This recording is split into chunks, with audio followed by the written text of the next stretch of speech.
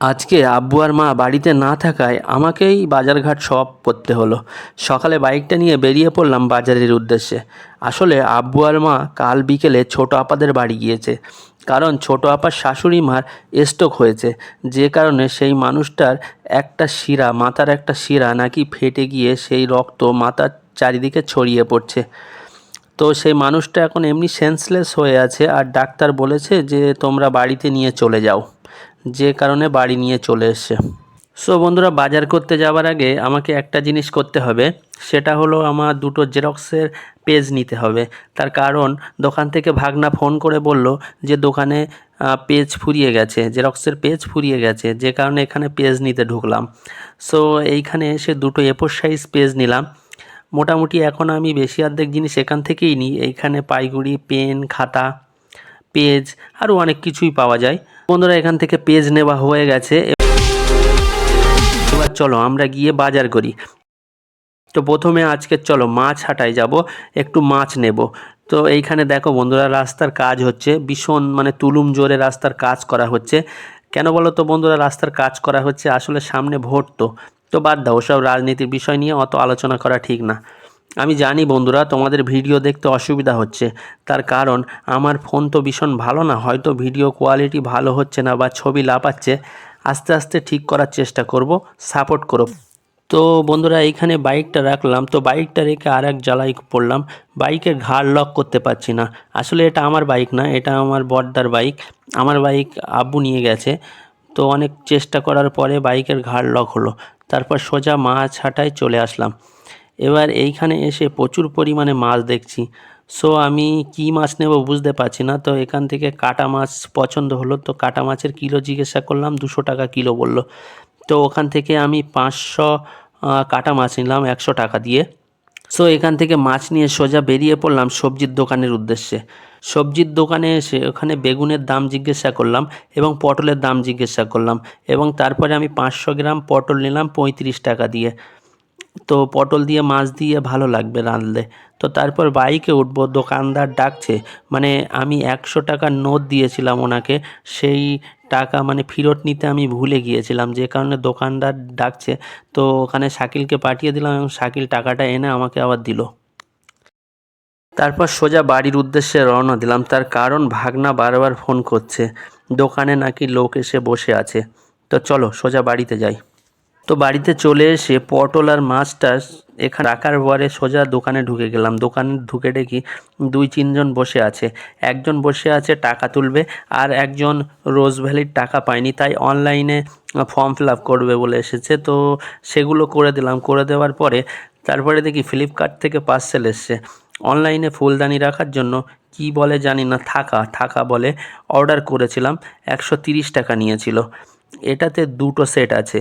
তো এগুলো ভালো করে চেক করে নিই, যাতে কোনো জিনিস মিসিং আছে কি না সেটা দেখে নিই। তো এখানে আশা করি কোনো জিনিসই মিসিং নেই, সব ঠিকঠাকই আছে। এ কী লেখা আছে সেটা তোমরা হয়তো একটু বুঝতে পারছো, কিন্তু আমি তোমাদেরকে পুরো সাজিয়ে দেখাচ্ছি কী লেখা আছে। এটাতে লাভ লেখা আছে। এইখানে একটা জিনিসের প্রবলেম হয়ে যাচ্ছে বন্ধুরা, এই যে জিনিসগুলো এগুলো খাটাচ্ছি, এগুলো ভীষণ ঢিলা, খুলে যাচ্ছে। তো যে কারণে একটা ব্যবস্থা আছে আমার কাছে, একটা আটা আছে, এই আটাগুলি দিয়ে টাইট করে এগুলোকে লাগিয়ে দেব। তোমরা চাইলে এগুলো ফেমিকুইক বা অন্য আটা দিয়েও লাগাতে পারো। সো আমি এগুলিকে লাগিয়ে নিই প্রথমে। আর বন্ধুরা, এগুলি যে ভীষণ ভালো তা কিন্তু না, মোটামুটি। কারণ এর আগেও আমার এই ফুলদানি রাখা থাকা নেওয়া আছে। এগুলির মেনলি প্রবলেম হলো এগুলি হাওয়া লেগে লেগে নরম হয়ে যায়, এবং পরে গিয়ে যখন ওগুলোতে হাত দেবে মনে হবে যেন মানে খসে পড়ে যাচ্ছে, এরকম একটা অবস্থা হয়ে যায়। যেগুলি এর আগে ঘরে লাগানো আছে সেগুলি আমি তোমাদেরকে পরে দেখাচ্ছি যখন নতুনটা খাটাতে যাব। সো চলো বন্ধুরা, আমি এগুলো খাটিয়ে নিই আটা দিয়ে সুন্দর করে। তো তোমাদেরকে একটু ফাস্ট ফরওয়ার্ড করে দেখাচ্ছি, তার কারণ নাহলে ভিডিওটা অনেক লং হয়ে যাবে।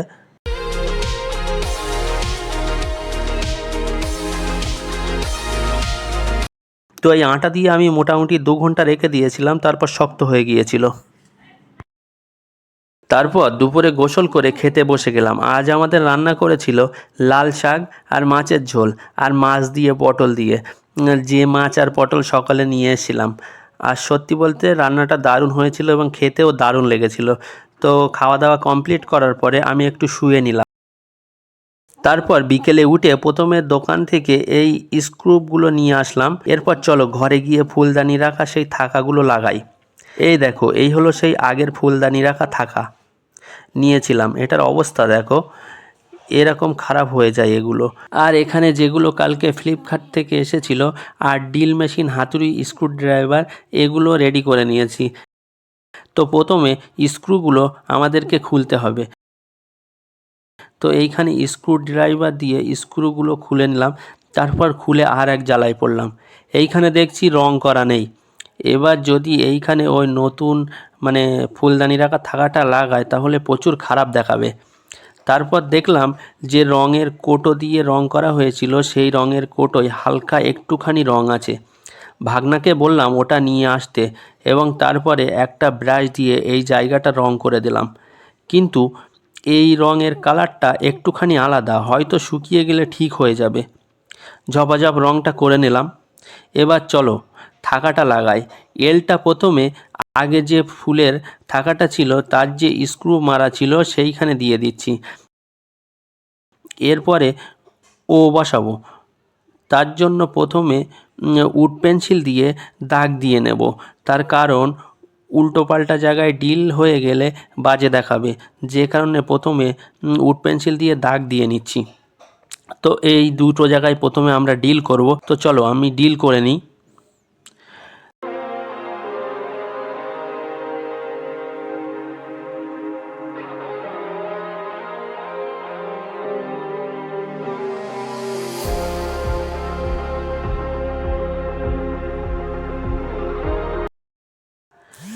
ডিল করা হয়ে গেছে। এবার এই যে ছিদ্রগুলো আছে এই ছিদ্রগুলো কাঠের ছোট ছোট টুকরো পাওয়া যায়, এই টুকরো আমার কাছে ছিল। তো এই কাঠের টুকরোগুলো এর ভেতরে ঢুকিয়ে দেব। এগুলো ঢুকিয়ে দিলে স্ক্রু কষলে আর নড়ে না, মানে স্ক্রু সুন্দর করে কষে দিলে এটা আর নড়বে না।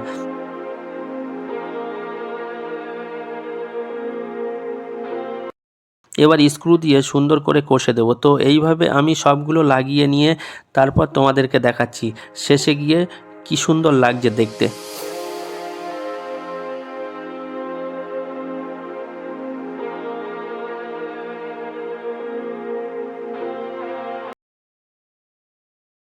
সো ফাইনালি বন্ধুরা লাগানো হয়ে গেছে।